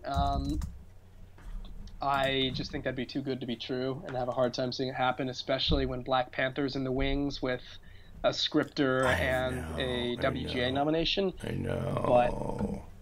But and a Critics' Choice Screenplay nomination. Like, it's really, other than BAFTA, it's hit everywhere it needed to for screenplay. So I have a hard time seeing that missing if A Star is Born misses. And again, this is another like weird eligibility thing. A Star is Born wasn't eligible for USC, so it's not that it missed there. For me, The Death of Stalin is already doing it's doing better than In the Loop at this point. And In the Loop was pre-Veep. So his name brand is so much bigger now. The only thing that would kind of hold me back is that the weird release strategy of it, and that it's hanging on to last year and this year, sort of. It's kind of odd. And for Leave No Trace, this is the likely only realistic place for Deborah Granick to get nominated.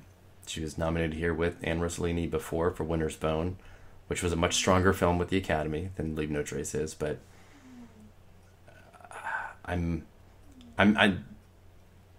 this is a crazy category for me, because I could just as easily drop Death of Stalin and Leave No Trace, which I have at 4 and 5, and put in Star is Born and Black Panther in their place. Yeah, I mean, I have a hard time seeing both of those miss. They're just so strong with the Academy. But yeah, I mean, like, this will be an interesting category. We could also see Beale underperform across the board, and as horrifying as it would be, miss here. It's not going to miss here. It's gonna win here. You think it's gonna win over Klansman? Yeah, I do. I hope so. I think it will, yes. Only other films that I think could potentially show up here, I have no faith in First Man, but it did get the BAFTA nomination, so I guess we have to mention it. And BFCA.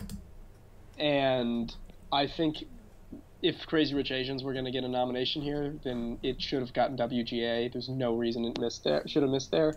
Yeah, but especially there's a world where it surprises. Yeah, especially with weird eligibility stuff.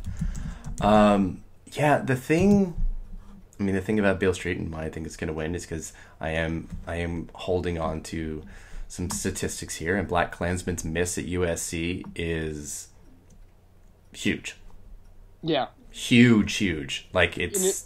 missing and it losing the Critics' Choice Award is shocking. Yeah, that's...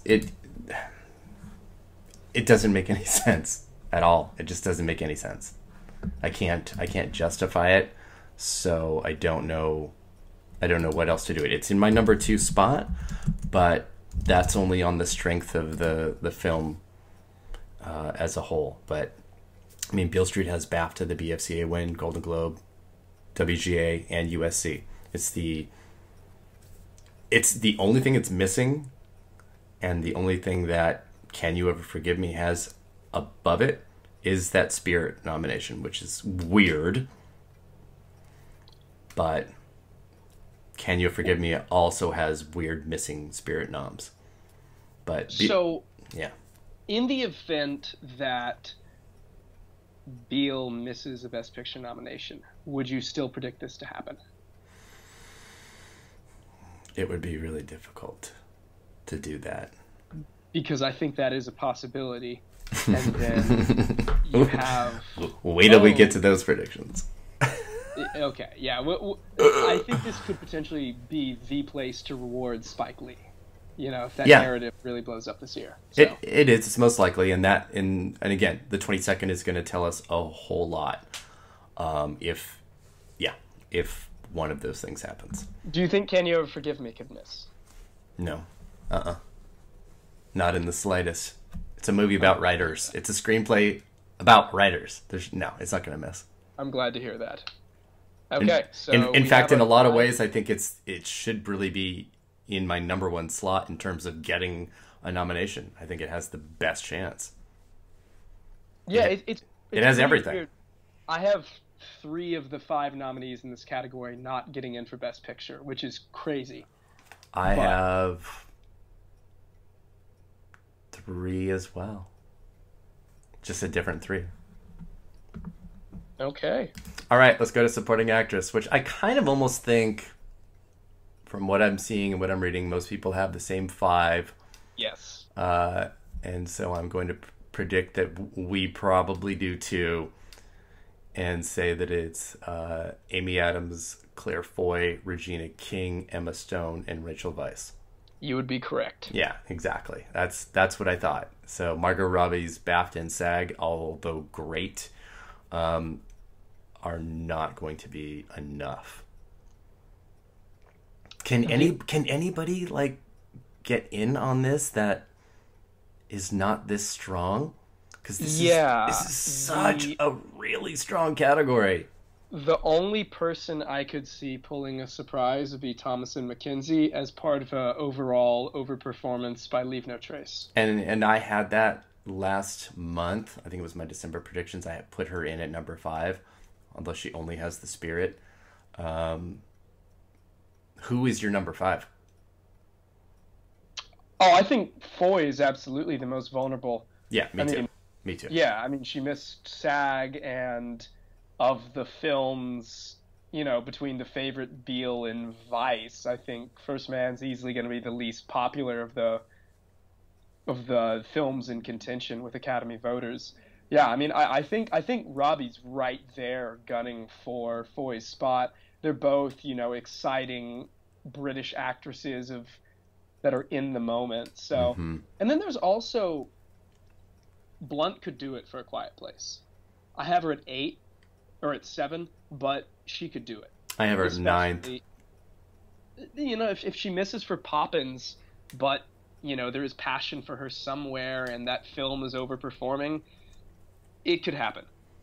Well, she could also split her own votes for A Quiet Place and get some in lead and some in supporting and ruin it.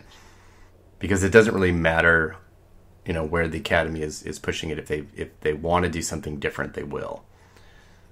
And they did switch her at the beginning of the campaign, so. It's, yeah, I feel like Blunt is destined to be like this Globe and SAG nominee and just get stopped right at the door.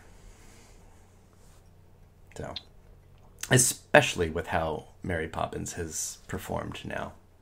The only other person that I could see randomly showing up is, let's say Roma has an incredible morning and overperforms everywhere, Marina de Tavira. Especially because she's the one fluent English speaker among the cast, and she's been, at least in the first phase, she was the face of the campaign more than Yalitza. So, you know, potentially she could get in instead of Yalitza, or both could get in. Yeah, and I talked about this on the Oscar runner-up podcast earlier this week, that despite the fact that De Tavira and Abrizio have not shown up in places that they really kind of needed to, Cuarón is now with all of his speeches and all of his conversations, taking the time right at the top to highlight that this film is these two women. And just, it's so weird. It's almost like when you're watching a parent go on a newscast to like talk about their kidnapped child and like just keep saying their name over and over again. And that's kind of what it feels like. And he's really trying to hit home that these two women need to be recognized and not just him. So it's possible. I would love to see something super wild like, you know, Elizabeth Debicki, who's gotten some attention. That'd be super cool. Michelle Yeoh. I would love that. Oh, if Michelle Yeoh got in, that would be great. But... yeah, I mean, Debicki's actually, if you tally up just like critic mentions, she's actually in 6th. Mm-hmm. Is everyone's kind of sleeping on that. But She's, yeah, I would love Yeoh too, but I don't know why she would have missed at SAG. You know, she's a very well-known actress if she was going to get in here, so I sadly have her missing there. But that's why this category is weird, because of Blunt and Robbie showing up in place of, you know, obviously King and Foy. It's a weird. Those were two very, very strange misses, and it's going to give us something. I think it's going to give us something a little odd on that day. If it's just Foy and King, then yeah, okay, then it's what we're all thinking. But there is potential here for something else. God, you're making me so excited, Eric. I know. Fuck nomination morning. I know. All right, let's go to supporting actor, which I think for a lot of people is also a pretty solid 5. Yeah, so I have the consensus 5 here. I think this is going to be one of those years where SAG and the Academy match 5 for 5. So I have Mahershala, Richard E. Grant, Sam Elliott, Adam Driver, and Timothée Chalamet. If anybody pulls a Daniel Bruhl this year and hits all the precursors they need but miss out, it's going to be Timothy. But I do think there's enough afterglow love for him from Call Me By Your Name and the fact that he's very charming. You know, I saw him on Ellen the other week. He knows how to work a room. Mm-hmm. I think he does get in here, certainly over Sam Rockwell, who has like 9 minutes of screen time just doing a middling Bush impression in Vice. Yeah. I really wanted to believe Michael B. Jordan was going to happen, but I just can't, because he just doesn't have anything other than Critics' Choice to make me think it's going to happen. Yeah, and they have 7 nominations, so it doesn't really count. Yeah. I mean, it's Yeah, exactly. I'm in the same boat as you, and you know, I always look at things like the fact that SAG and Oscar never match up 20 for 20 ever. They've gotten close. They've had 19s, but like I think once. And because we have situations like in supporting actress where we're definitely going to see something different, there are absolutely going to be categories that are going to go 5 for 5 with SAG, and I think this is the one that's going to do it. Yeah, I guess there is the only people I could see, other than the 2 I mentioned, showing up without the precursor love, randomly Nicholas Hoult for the Favorite, if that film just really performs well across the board. Mm-hmm. And this is even more of a long shot, but Stephen Yeun for Burning. Yeah. Well, I mean, Stephen Yeun for Burning is in a better shot in the sense of critics wins and just in the foreground. Nicholas Hoult should be a top 10 contender right now. He didn't even get BAFTA. No, that of all places for him to hit, that would have been the place he needed to hit, so that we could say, okay, somebody in the top 5 is vulnerable, and it's going to be to Holt. Yeah, I think the only way ultimately we have a surprise is if it's Jordan, and if that's part of a general overperformance by Black Panther that kind of has it getting a second wind. Yes, and I think, too, as we're watching the nominations roll out, if they decide to do all 24, we're going to kind of see that coming already if Black Panther hits basically every single tech that it can get. But if it does, and then like Jordan still misses out, that would be super weird. Well, because he's got other than, I guess, being in a top 3 contender, he's got the same narrative as Adam Driver, really. You know, a young, exciting director who's worked with a bunch of big actors and has kind of been on the periphery for a few award seasons. It seems like it should have been his year, but that's neither here nor there. We agree on the 5. Yes, and I think also agree that Michael B. Jordan should be in there. Yeah, I'm still pissed because he's my favorite comic book villain. Sorry, Heath Ledger, but he is my favorite. He has the best arc and story and character, so I think he's awesome. All right, let's move to, gosh, should we do actor or actress, or should we do director first? Let's do director. Let's do director, because I got something to throw in here, and you could be like, Eric, what are you doing? All right, do you want to go first? Yes, I will go first. Okay. Oh my gosh. I have Alfonso Cuarón, Spike Lee, Bradley Cooper, Yorgos Lanthimos, and Barry Jenkins. Okay. I really, really, really want to predict Barry, but I'm not. I mean, I think he could do it. He is such a well-liked figure in the industry right now, but I'm just not able to do it right now. So I have Cuarón, Spike Lee, Cooper, Lanthimos, and it pains me to say it, but Adam McKay. I think Vice is stronger than I ever imagined, and you know, I don't see this being another 2012 where DGA just completely diverges from the Academy. Yeah. I think Peter Farrelly missing is enough. I think McKay is going to be in here. And I had McKay until just before we started recording, so it's completely realistic. I know I'm taking a gamble on this, and it is because I think if there is a film that can overperform and has underperformed to this point, I do think that it's Beale Street, or it is this year's Carol, or Far From Heaven. Right.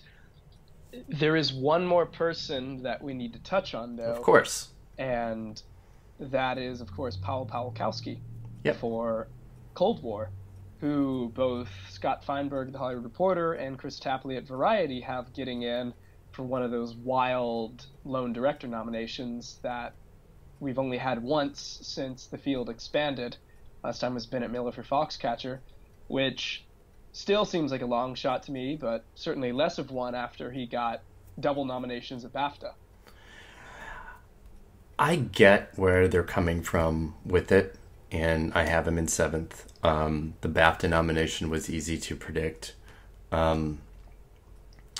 But when you do look at that Bennett Miller nomination for Foxcatcher and Foxcatcher not getting in, that was just a much stronger film. It got a screenplay and 2 acting nominations. Cold War is not that. I struggle with the idea of 2 foreign directors getting in for black and white foreign language films. But if they do, that speaks again to the broadening membership of the Academy, and especially the embracing of more international members. So it won't be a surprise if he gets in, but I do think it is really difficult because I don't think Cold War is as strong as it needs to be for it to happen. Even if it's a totally separate branch. I get it. But I think also too, Amazon, they had Beautiful Boy and Cold War that were positioned as their big awards films, and they were deep into Beautiful Boy getting more than what it's going to get. I think a little too long before pivoting and moving to Cold War. Yeah, I mean, that is probably true. It's very clear that Cold War is at the forefront of their campaign now, but we were seeing, yeah, and obviously Beautiful Boy, every FYC ad is just Timothée Chalamet crying now. But you're right. I mean, they were going very heavy on let's try to make Steve Carell and Screenplay happen into mid-December. So maybe this works in Cold War's favor. It does seem like it has really gotten a lot of momentum in the last 2 weeks. You know, it's a late release. People are just now seeing it. But I'm not brave enough to predict it in those 5. Yeah. But I do think he is in the top 7, which is yeah, absolutely. Say for a lot of foreign directors. You know, I think him and Barry are definitely battling for what could be a lone director spot. I think the one area, if it was ever going to happen anyway, that the Green Book controversy will show an effect is I cannot fathom Peter Farrelly getting in here. Yeah, but the director's branch is snobby AF. Do you really think they're going to nominate the director of Osmosis Jones? Hey, that's a great movie. I like Osmosis Jones too. It was one of my favorites as a kid. But like, these are the guys, you know, like they didn't even nominate, you know, the kind of compromise between art house and blockbuster Nolan films. 3 times DJ went for him without the Academy I know. director's branch going from. They don't like mainstream, so I think. I know. Oh, one other person, Deborah Granick. I know. I have her just outside the top 10, sadly, but yeah. She's, even though Mariel Heller has the stronger film that's going to get 3 nominations and should be really in a better position, yeah, Deborah Granick is feels like the woman. Anyone else? You think Ryan Coogler could surprise or anything? No, I don't. Yeah, that DGA miss was very, very telling. So He should have gotten there. yeah, He should have very gotten there. sad. It's, I don't know. I mean, this is the group that just gave Mel Gibson a nomination 2 years ago. So I'm not counting out anything from happening. I'm not counting out Peter Farrelly from happening. I just look at, you talk about the changing membership, and you look at the director's branch, and this is one where I think the new members are going to have some of the most dramatic impacts, because they brought in some really, really, you know, unique directors. Yes. A lot of foreign names and stuff who I just don't see rallying behind Peter Farrelly. Yeah, well, but and I do think that is part of the reason that Feinberg and Tapley have Polakowski in. I mean, not only, you know, having ears on to the ground and talking to people, but because of that group having the larger percentage of new members than any other group, and that push for international members in the director's branch. So I Polakowski makes perfect sense in those terms. And if he gets in, it will be very easy to, you know, draw all the red yarn to the clues. Okay, so I think those are the only possible contenders for director, right? Like Me too. Yeah. I don't think we're going to look anywhere outside of that. I don't know how we could at this point. But if it was, then we're just not doing very well at what we're doing. Let's go to actor, because I almost want to do best actress last. I agree. That's going to be so much fun. I'm struggling here with my 5th and 6th, but I have relented today to something. So okay, do you want to go first? Sure. I have Christian Bale, Bradley Cooper, Rami Malek, Viggo Mortensen, and John David Washington. And John David Washington is what you finally relented on? No, actually, Viggo Mortensen is. I had him and Hawk back and forth at 5 and 6. I mean, I know Matt Neglia has Viggo missing, and that is like the happy compromise to allow both Ethan Hawke with his, you know, we talk about statistics on here, and statistically we've never had an actor get as many critics wins and nominations as Hawk has in Miss. Mm-hmm. And without SAG and the Golden Globe and BAFTA, it could happen. There's a very strong chance it happens, but it would be wild, and would speak a lot to that divergence between what the critics like and what the industry likes. But it just seems odd. Meanwhile, John David Washington has performed very, very well. I don't know that I see him getting as many number one votes on the ballot, but it's not just an industry thing. Some people try to say, oh, it's just nepotism. They want to reward Denzel's son. But, he's done very well at the Critics Awards, too. He's in, number 6 in terms of overall mentions there. Mm-hmm. So I think Vigo missing, especially with, 4 different gaffes this season, Yeah. is not impossible. No, it's not impossible, and that's the reason why. I mean, that movie is just drowning in controversy, and he has his own individual one from it. And his response after was not any better. He was just going after basically saying people are too sensitive, and it's like, dude, that is not helping. But I think he's a very well-liked actor, and it seems to have made him impervious. Yeah, it has. I want to predict him to miss, but I can't. I can't either right now, and it's going to be insane if Ethan Hawke misses with the streak that he's been on this season for critics wins. But he's got BFC and Spirit, and that's it. I am sticking with him because I think it's partially, this is the one category I'm letting my personal biases get in the way, and I really want that nomination, and I do ultimately have a hard time seeing such a strong divergence between critics awards. So I do have John David missing, but I wouldn't be shocked if they both got in at Vigo's expense. One more person worth considering, I know supposedly there has been a lot of love for Willem Dafoe lately. Yep. And he does have both the Golden Globe and the Critics' Choice nomination. And, I think last year kind of reminded everybody that Willem Dafoe exists and that he's a really good actor. So I know Tapley, I think, is predicting him, or at least leaning towards it.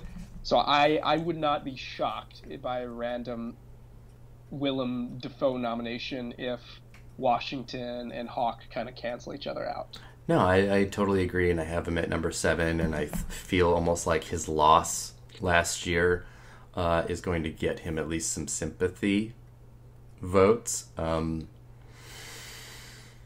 But I think both Dafoe and Hawke are battling the same fight, and that is getting the Academy members to watch the film.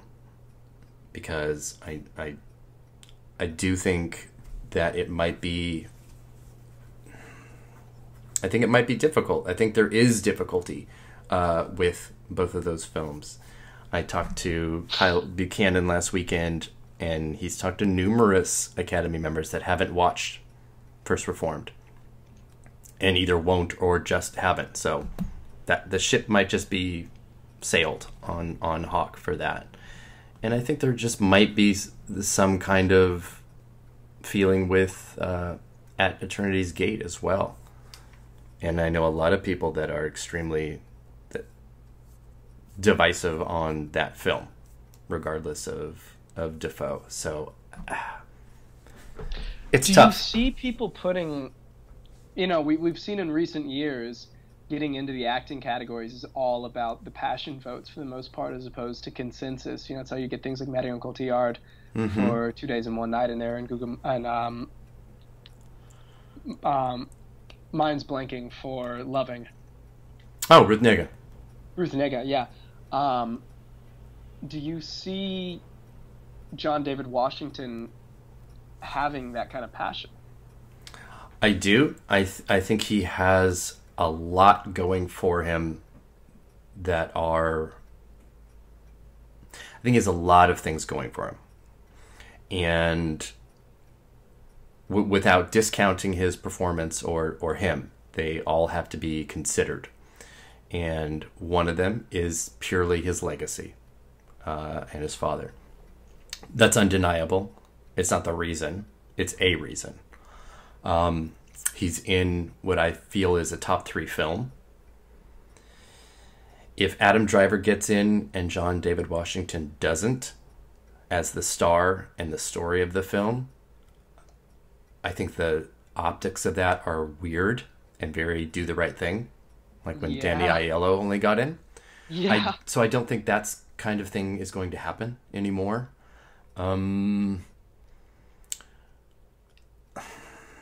He's in a stronger studio film. It's even though we have Rami Malek, who is of Egyptian descent, Washington represents a person of color that is an important and crucial part of the new era of the Oscars. So I think him missing would be kind of awful. And I think we'll talk a little bit about that in Best Actress too, because it is also going to be a component. And I think when you put all of these, any of these individually aren't enough, but collectively, for me, they are. And I think that's what puts Washington over Defoe or Hawke. And, if Mortensen gets in, it's because of just the general like of the film and of him, which is fine for everybody that just wants to overlook. Even though his performance is such a giant ham bone. But it'll be interesting, honestly, where we have multiple performances getting in this year to this category without crying or yelling. And I know that seems silly to point out, but I went through this a couple months ago, and there's like maybe 4 this century that got in without a crying or yelling scene in this category. Oh my gosh. It's a thing, Academy voters love, quote unquote, the scene. Mm-hmm. Neither Viggo nor John David has it, and that's interesting. But you're right, I think both could get in. So you may have just finally given me the push I needed to officially predict John David. There you go. See? And this is, and I am fully aware that because this is, what I do every day, and this is what you do and what we like to passionately talk about, that this is not how voters are going to be thinking all the time with every vote about everything.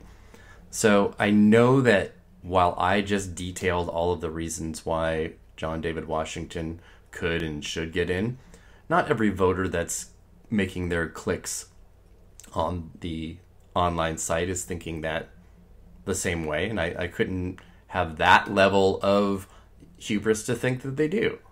So that's how somebody like Viggo Mortensen gets in, because he's able to sidestep all of that and just be like, I thought this was funny, it made me feel good. And that's okay in terms of what ultimately gets in. It's not what I agree with, it's not what I would do, but this isn't about me. It's about what I think that the voters will do and why they'll do it. It's why Mortensen's gotten in everywhere else. Yep. Can we talk about my favorite category this year now? Okay. Would that be Best Actress? That would be Best Actress. Because it's always the best category, Will. Yeah, it certainly has been, especially for the last 3 years. This year is such a nail biter. I'm pulling the rest of my hair out that I have. It's just driving. I'm terrified of this category. Okay, so who do you think is safe? I think we have 4 safe. I think Glenn Close, Olivia Colman, Lady Gaga, and Melissa McCarthy are 100% safe. I would agree, and I think Close is pretty damn safe. Close to safe. Well, she's winning, so yeah, she's safe. Yeah, like those... She's going to win everything. I could see a world where poor McCarthy gets Amy Adams. And that scares me because I love that performance, but I think it could happen. She's clearly in 4th. Yeah. But, yeah. No, I mean, but at the same time, I thought Amy was too. I do in fifth. I think we both have Yalitza because she's been everywhere. Mm-hmm. In the most important part of voting, she's incredibly endearing and sweet, and it will be a way to reward the cast of Roma. She didn't get in for SAG probably because she's not a known commodity, and SAG goes for bigger faces, but Roma's got the momentum where it needs it right now, a momentum that has just completely left Mary Poppins. So sorry, Emily Blunt. Mm-hmm.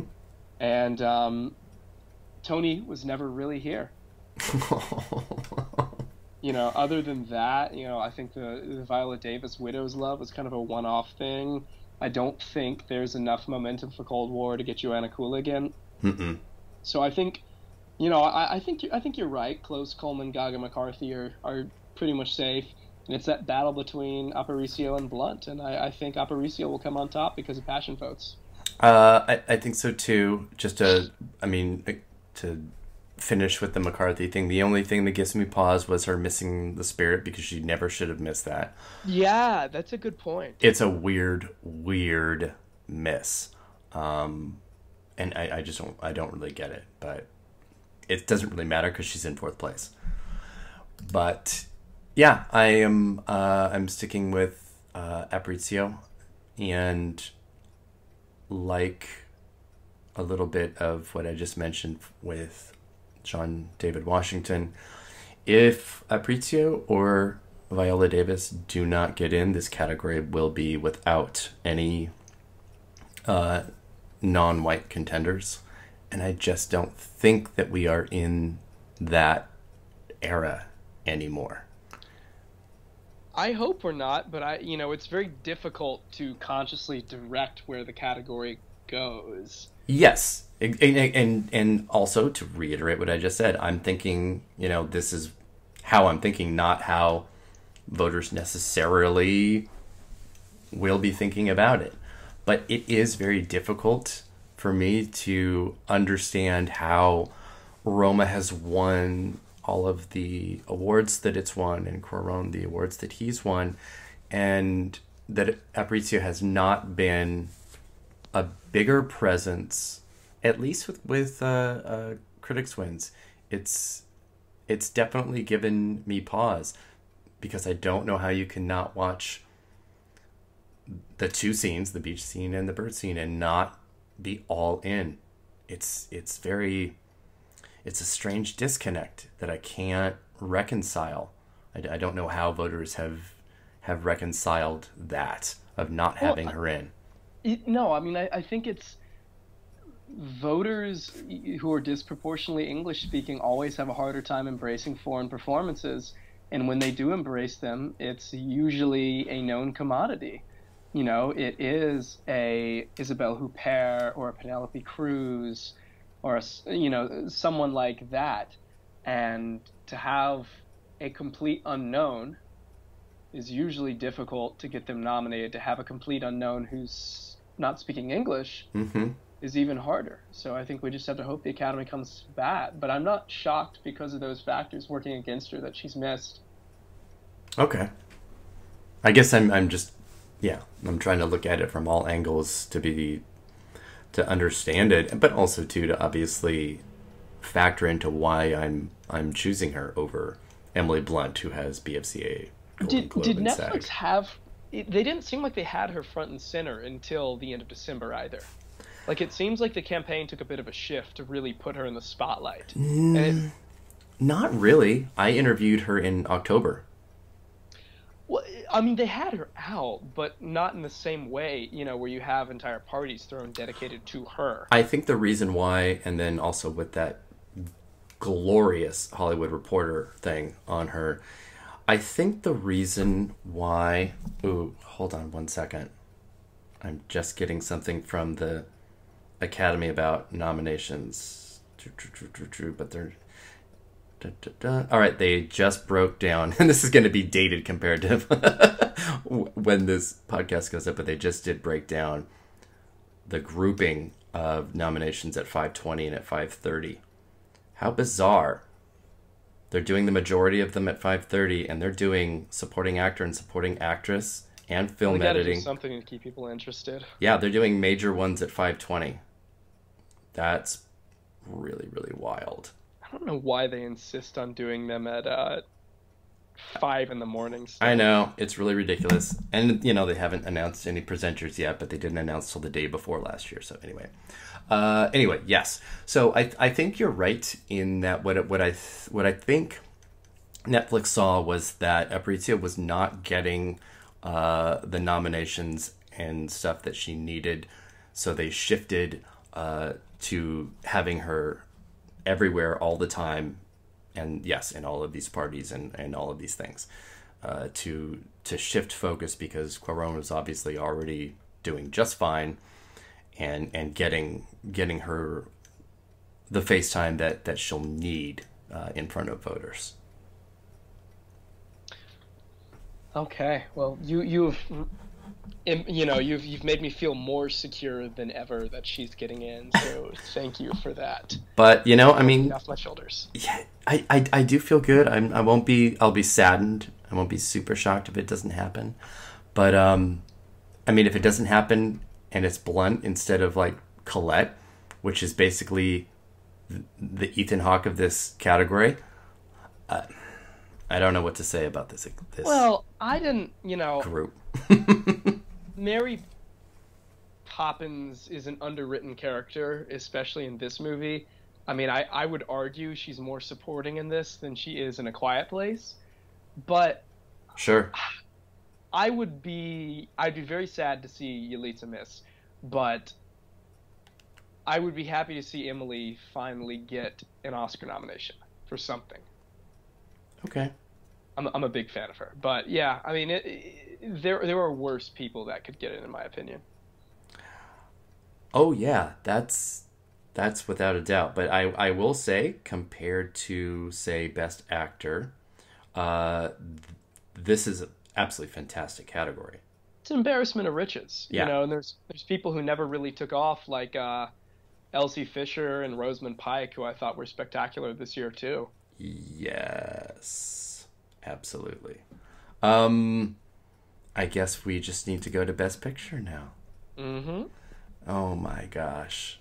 This is giving me so much anxiety, and I just need to like calm down and stop acting a fool like I'm doing right now. But let me start by asking you, how many films do you think we'll get in? 8. Okay, I'm sticking with 9.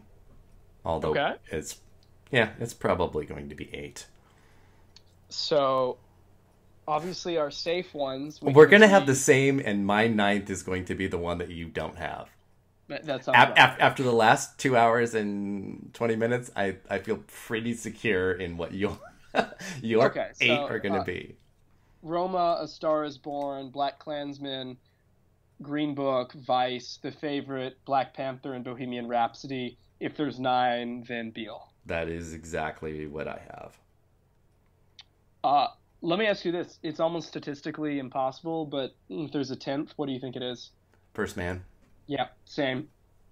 So we're identical on that. I've been so concerned about Beale, and I'll be overjoyed if there's a 9th and it gets in, but... It's why I just hate the way this expansion is, and why I loved 2009 and 2010 when it was just a solid 10, because we wouldn't be worried about Beale Street or First Man really at all, especially First Man, which I think any of us that are doing this are predicting it to get like 6 to 8 nominations, and for it not to get a Best Picture nomination in the expanded era with that many will be unprecedented. It would be. It's going to be strange for it to hit. I just don't get it. It's this whole I reward passion system they have that gives us stuff like Extremely Loud and Incredibly Close. If like, I just don't know that there's going to be 365 people who are that passionate about First Man when it just seemed across the board to be a film that people really respected but didn't love. And yeah. It just doesn't seem to be. It's a deliberately cold film, and cold seems to be dangerous with voters still. So I know. And that System of Tenet would have been fine, but man, this whole you got to be number one on people's ballots is going to really hurt it. Yeah, I'm so fucking stressed. which is silly. It's silly because I'm not inside. I'm outside of this. I don't have a reason to be stressed. I'm not going to be sitting by the internet or by my phone waiting for my publicist or agent to call me. You know, it's a little silly to be stressed out about it. But you know, I also want to be right. And that's that's the constant struggle of what we do, Eric. That's my approach and my concern and my care is just I just want to be right. And if I'm not, I want to understand why. I just exactly understand why. I hate losing credibility, but I love surprises. I just want people to make me, I still think back fondly on the January 2013 nomination morning where it was just like, what? So I am totally fine with that, but that's pretty much where I stand on Picture. Yeah, and I think it's where a lot of us are. I think many that I've seen are predicting 8. It's probably more likely, but again, I can't say that Regina King and Adapted Screenplay are going to be the winners and then not have Beale Street in. And I can't have Barry Jenkins in and not have Beale Street in. It's weird unless clearly this is a Foxcatcher type of situation. You've got more faith in Beale than me, and I hope you're right. I really do. Well, let me ask you this, because you don't have either. What do you think's more likely? Picture or director?